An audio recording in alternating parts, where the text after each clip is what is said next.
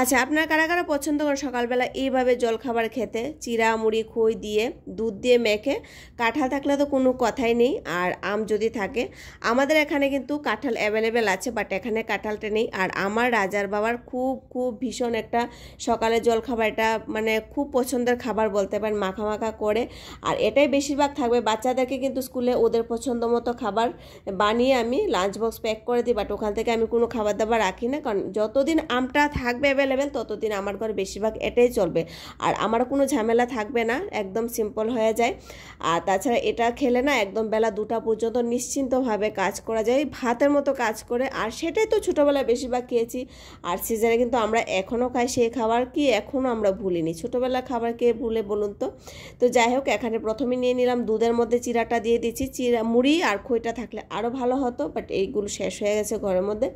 তো মানে স্বাদের জন্য একটু দিয়ে দিলাম গুড়, মানে গুঁড়ো দুধ। আর গুড় দিলেও ভালো হয়, কিন্তু এই সময় না আমি টেনশনে পড়ে গেছিলাম, কারণ ওর বাবা যাবে অফিসে, এদিকে আমি শ্যুট করছি। যদি আমার একটু ভুলের জন্য লেট হয়ে যায় তাহলে সর্বনাশ। তো সেই জন্য গুড়টা দিলাম না, যেহেতু আছে অন্য একটা সময় দেব। গুড়টা একটু ভাঙতে হবে। ওর বাবা সুন্দর করে কেটে আমটার মধ্যে সাজিয়ে রেখেছে, তো বলছে তুমি এটা সুন্দর করে কেটে নাও। বাচ্চাদেরকে সকালবেলা দিয়েছিলাম কেটে আম স্কুলের মধ্যে, তো সেখান থেকে 2টা গুটলি বাচ্চা ছিল, এখানে একটা, তো 3টা মিলে আমরা সকালে ব্রেকফাস্টে এভাবে এনজয় করছি। বেলা 2টো পর্যন্ত একদম নিশ্চিন্ত। এখন আরামসে রান্না বান্না করবো। টাটা।